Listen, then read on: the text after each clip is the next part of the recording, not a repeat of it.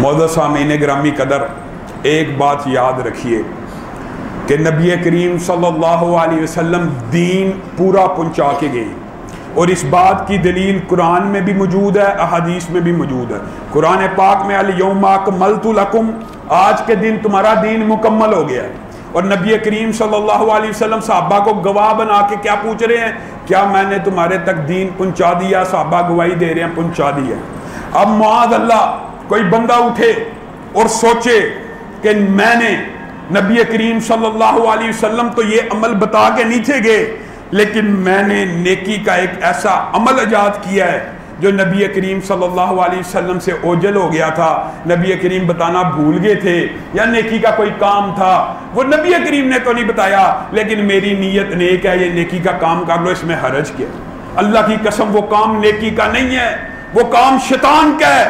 آج آپ دیکھیے آج معاشرے کے اندر کیسا کیسا فلسفہ پھیلایا ہوا ہے۔ ابھی 15 شعبان آنے والی ہے، ضعیف روایات کو پیش کیا جا رہا ہے، متعدد روایات ضعیف ہیں، بہت اعلیٰ پائے کی بھی کوئی روایت ہے، اس کے اوپر بھی محدثین کا آپس میں اختلاف موجود ہے۔ آپ صرف ایک بات بتلائیے، کیا آپ کا مولوی نبی کریم صلی اللہ علیہ وسلم سے زیادہ آپ سے مخلص ہے؟ اللہ کہہ رہا ہے حریص علیکم بالمؤمنین رؤوف الرحیم۔ نبی کریم صلی اللہ علیہ وسلم چاہتے ہیں، اللہ کی قسم چاہتے ہیں، اللہ کی قسم چاہتے ہیں کہ میری پوری امت جنت میں چلی جائے۔ نہیں چاہتے؟ وہ چاہتے ہیں پوری امت جنت میں چلی جائے، لیکن آج کا مولوی کہتا ہے چاہتے تو ہیں جنت میں چلی جائے، لیکن چپکے چپکے رات کو خفیہ طریقے سے اٹھے تھے، حضرت عائشہ کو بھی نہیں اٹھنے دیا، چپکے چپکے نکلے، جنت البقیع پہنچے، ساری رات عبادت کی، چپکے چپکے آ کے سو گئے۔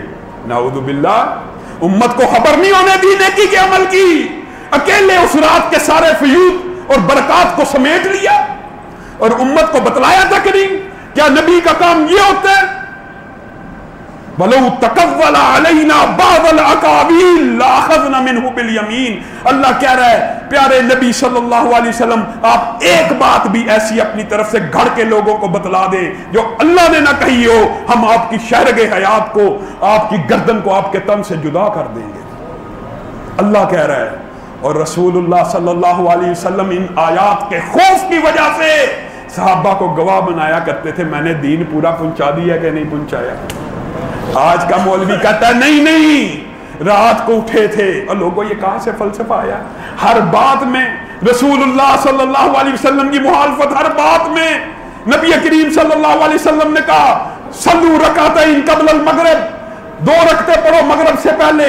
صحابہ کہتے ہیں ہم مسجدوں میں جاتے تھے، اللہ کی قسم اتنی زیادہ لوگ 2 رکعتیں پڑھے ہوتے تھے، ہمیں لگتا تھا کہ مغرب کی نماز ہو گئی ہے۔